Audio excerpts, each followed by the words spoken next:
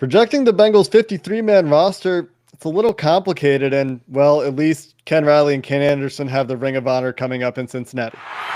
You are Locked On Bengals, your daily Cincinnati Bengals podcast, part of the Locked On Podcast Network, your team every day.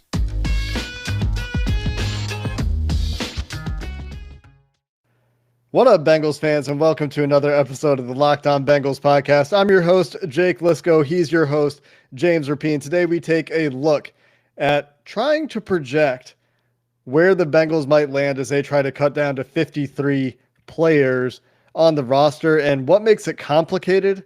I'll give you a hint. Injuries have a lot to do with it. And then we're going to wrap up the show later on with the unfortunate news for Ken Riley, Ken Anderson, as the Pro Football Hall of Fame Seniors Committee decided to go a different direction. And hey, Geno Atkins out there in Seattle taking a visit recently. Maybe he is the next Bengal in, or maybe it's Willie Anderson. We'll talk about that to wrap up the show, the disappointment coupled with looking ahead to who might be next. But James, let's start with the 53-man roster, and we'll go offense, then defense, as we often do. And what we've done to prepare for this is we've set up a 53-man roster kind of graphic that shows here are the potential cuts. Here are the guys that are going to make it complicated. And those are the ones that might have to go to the IR. And James, let's start with the offense. I think one thing we've talked about quite a bit is who's going to be wide receiver 6. I think you and I agree that 6 wide receivers makes the most sense for this team, especially after Joseph Osai's injury. It could have been 7, in my opinion, if Joseph Osai were healthy, but we'll talk about kind of the knock-on effects that some of these injuries have. It's between Stanley Morgan, Trent Taylor, Trenton Irwin for that final spot. And as you can see from the blue color here, these are the guys that are fringe roster candidates right now. There's 3 of them at the wide receiver position, and you look in that top left, currently listed, there are 59 players here, James, which means out of all of these players, you need to find 6 cuts. And the reason for that, one of the big reasons for that, is because Hakeem Adeniji and Joseph Osai are likely going to have to be carried to the 53-man roster so that they can be set to the IR with the possibility of returning after they get healthy. And that's kind of the elephant in the room right now as we record this on Tuesday evening.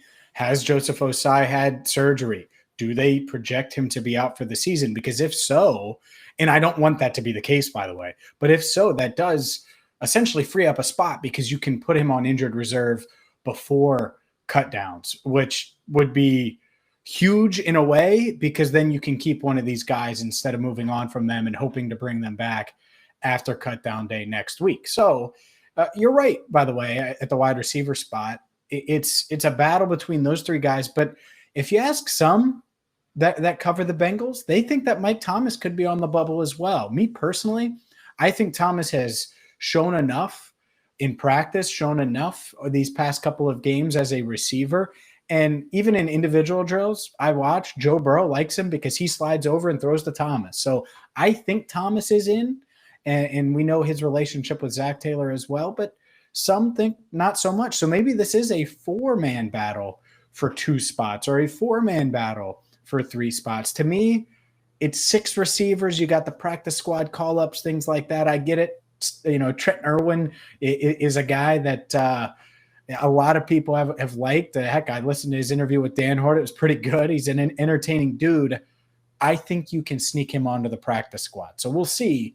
But, 4-man battle right now for 2 spots. You've seen the Bengals get Stanley Morgan onto the practice squad the last couple of years. He's ended up coming up and playing on the 53-man at times. You could see that again, certainly. You could also see Trenton Irwin get to the practice squad. And a lot of people, when I posted my initial idea of I don't think Trent Taylor is making the team, he's not on my current 53-man roster because to me there was all this hype around him early in camp, and then he hasn't done anything in the games. And so I don't know. It sounds like the hype has died down in practice a little bit. I haven't heard his name as much in the last, I'd say, 5 practices or so.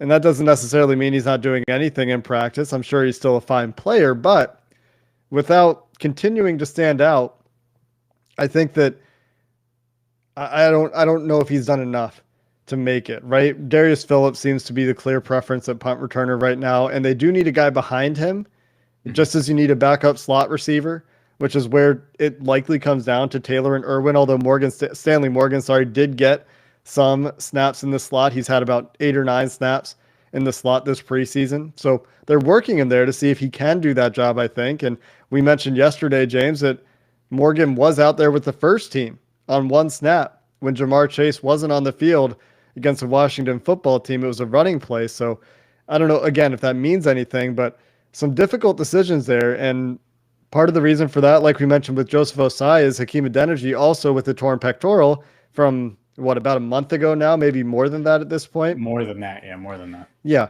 Is probably another guy that they're going to want to get onto the regular season IR so he has a chance to return if he does get healthy later in the year, because we all know how attrition tends to affect the offensive line at some point in NFL seasons, and it's always nice to have that depth. But that takes us to the other potential cut candidates, I think, on this roster. Some people think Xavier Su'a-Filo's spot isn't safe, and I could actually see a world where they pull a Michael Johnson kind of deal with Su'a-Filo and say, hey, we need to release you so that we can get these guys onto the IR. We'll bring you back in 2 days. But I wonder if it's Su'a-Filo or if it's somewhere else. You look at the tight end position, still a competition there. We've got the 2 guys that you and I think are the top 2 candidates for that position. I think you think it's Moss. I think from what I've seen on the field, it's Shrek. But it could be that Moss's connection to Joe Burrow is enough. And then the other one is Jacques Patrick. Do they carry 4 running backs? If they do, I think he's a clear favorite over Travion Williams because he's played really well in preseason. But I'm not sure that they're going to feel like they need to carry 4.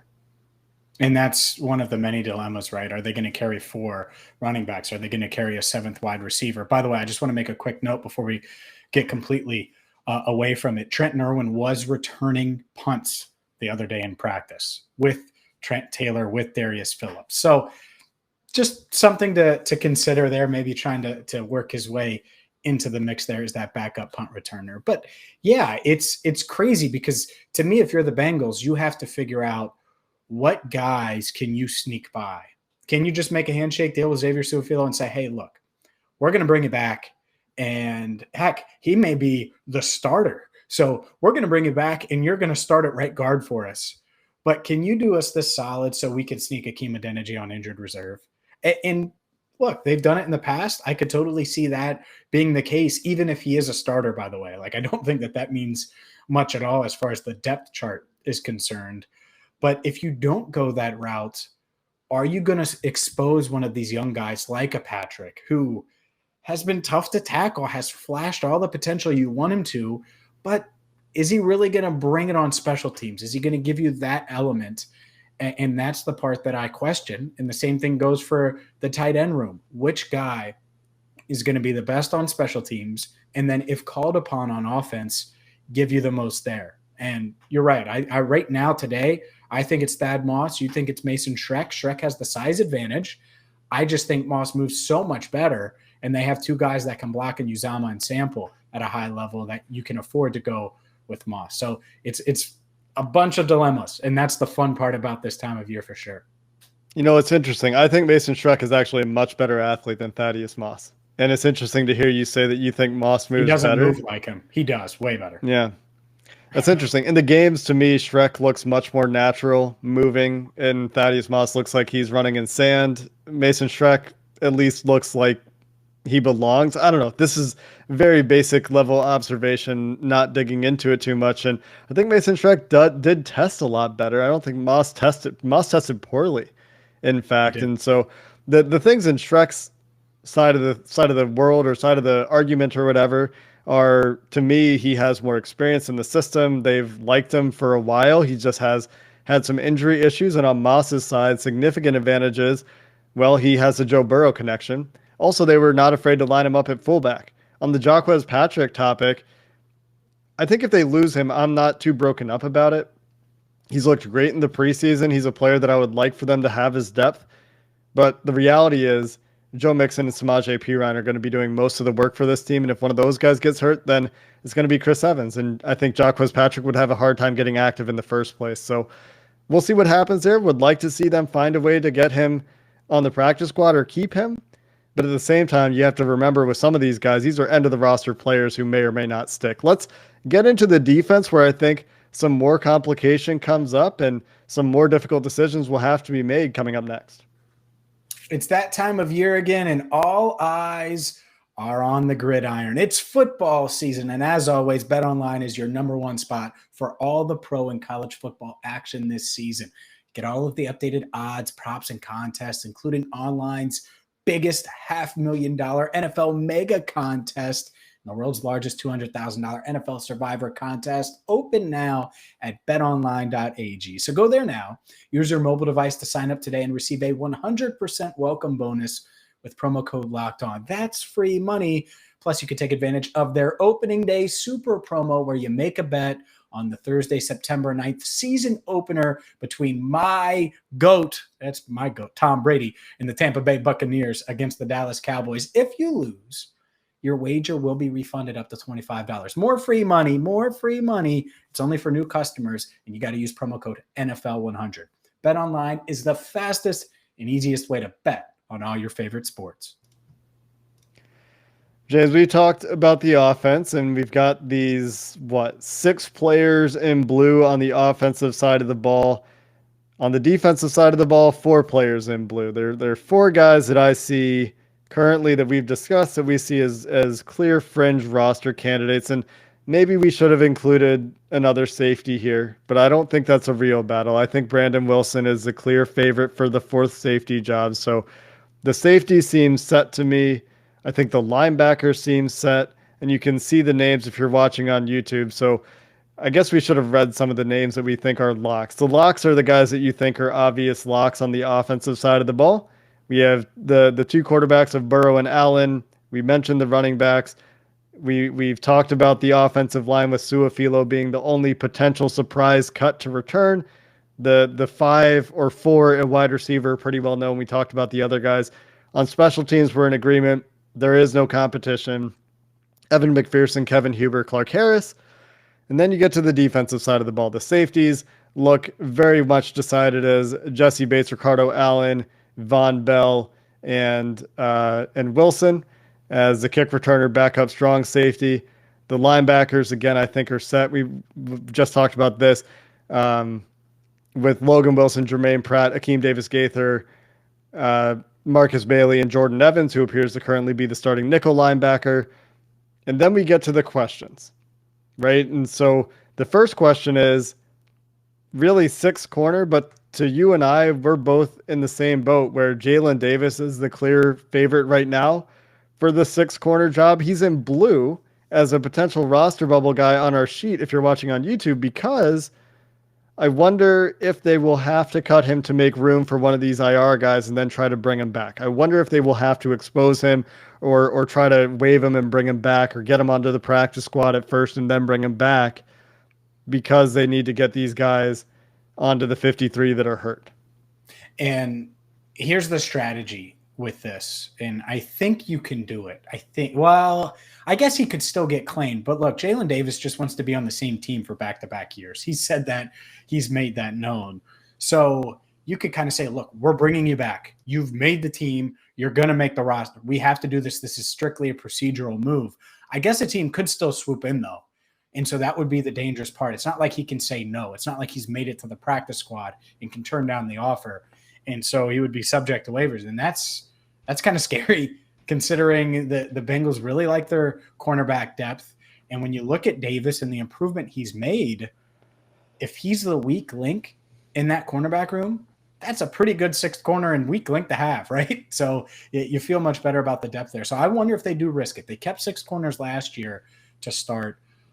At this point, Jake, today, I would be surprised if they moved on from Davis. I think they would try to find it somewhere else, whether it is a Xavier Su'a-Filo, like you mentioned, or another veteran or something like that, where they had this handshake agreement where they're not subject to waivers. They can just go to their apartment or house in Cincinnati for a couple days and then re-sign with the team, and it's strictly a procedural move. Another candidate for this is probably Eli Apple, who hasn't been on the field very much in the preseason. I think he's on track to play this Sunday against Miami, if nothing else comes up. So he will probably get some playing time at that point. But I do think Eli Apple could be another cut and return candidate, which apparently we have to find a few of here because, like we said, there's out of all the fringe guys that we think there's 6 cuts to make. The most crowded position on the roster is the edge position.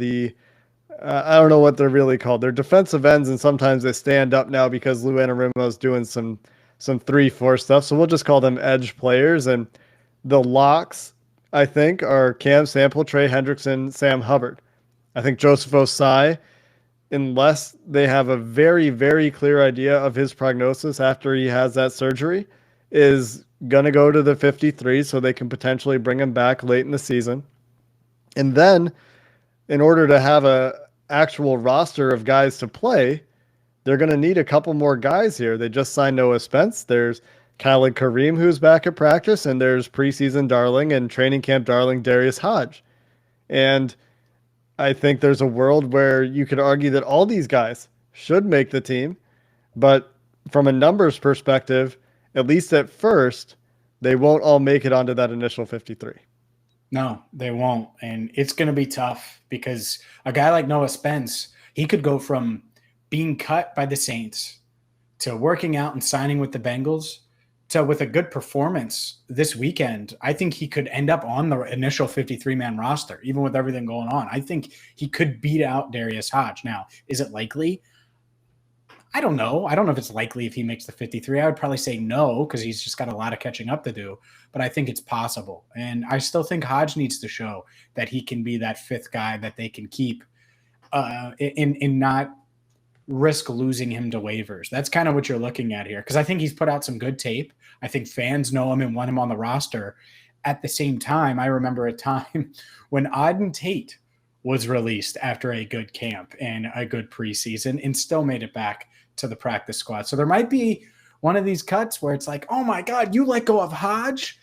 And then he makes his way back to Paul Brown Stadium. So that's it's going to be a tough decision there. And how many do you keep, Jake, if you know Osai is going on IR, right? And you're just putting him on the 53. I imagine he's one of the 5 that you keep. They only kept 4 last year, by the way, initially. So he's one of the 5 that you keep.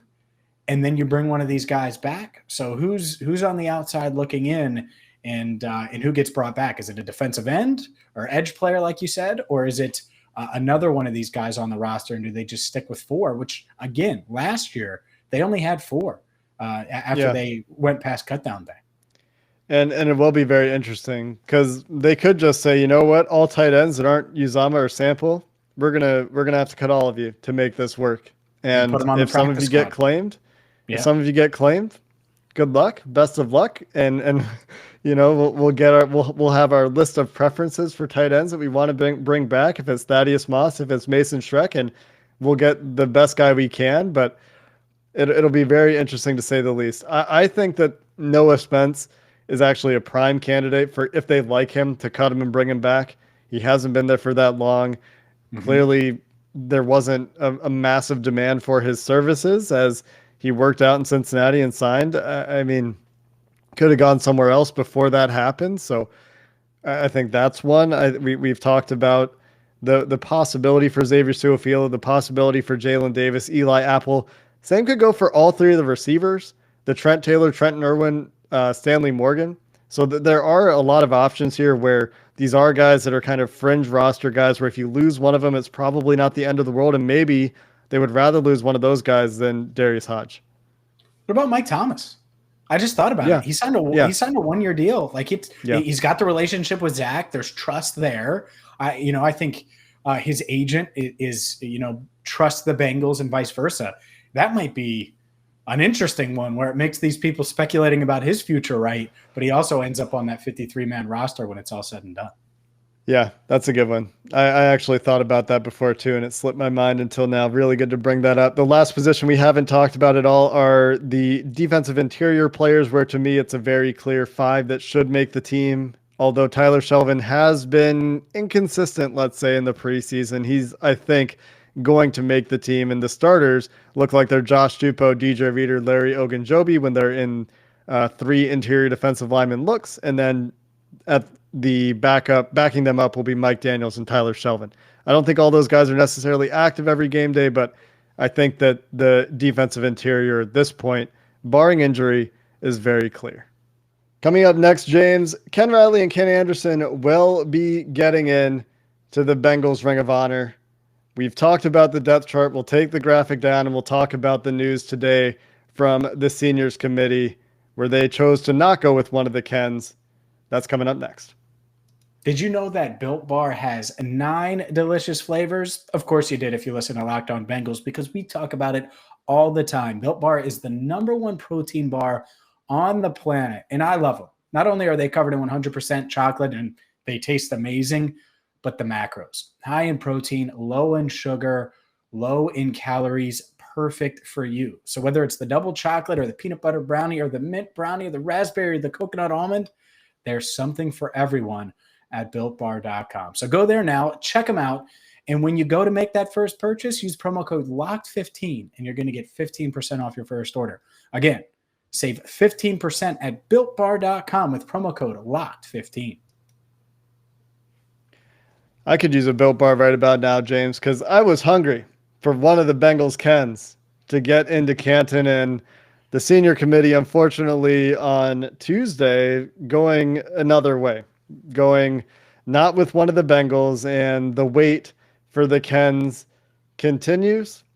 And I guess for this year, Joe Goodberry made a good point about this. The attention can shift to advocacy for Willie Anderson because he still has a chance this year. Next year, we can get back on the Ken train and try to get them back onto the senior committee. Hopefully, one of the 9 people pictured in the Zoom picture of the senior committee having their meeting and deciding on who they're going to put in won't consist of someone who openly advocated on social media for Joe Burrow to not play for Cincinnati to avoid ruining his career in a bad franchise and get some of that anti-Bengals bias off of the senior committee. The good news, of course, James, that we discussed is that the Ring of Honor induction will happen. And so at least, for Ken Riley's family, for Ken Anderson, they will have a moment this year in Cincinnati where they will be honored for their careers. It's unfortunately not the Pro Football Hall of Fame that we were looking for, that I know, Bengal Jim's group and the Bengals Hall of Fame group has really been pushing for. I know they're disappointed today, as are we, as are you, probably listening. But at least the Ring of Honor is coming. For sure. And I got to be honest. Look, is it disappointing? Yes. Was I surprised? Not really. And I just wasn't expecting it, I guess. And I was hoping to be surprised, right? And both Kens are in. The Kens are in. Double dipping. Bengals Ring of Honor, Pro Football Hall of Fame.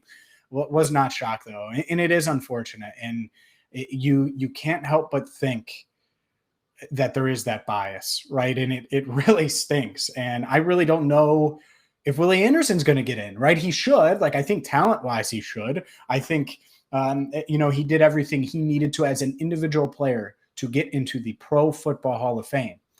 At the same time, and I brought this up before, Jake, Geno Atkins visited Seattle on Monday and had a good workout, and he didn't sign with them yet, but he might go there and reunite with Carlos Dunlap, or he might go play for one of these other contenders that are interested in him.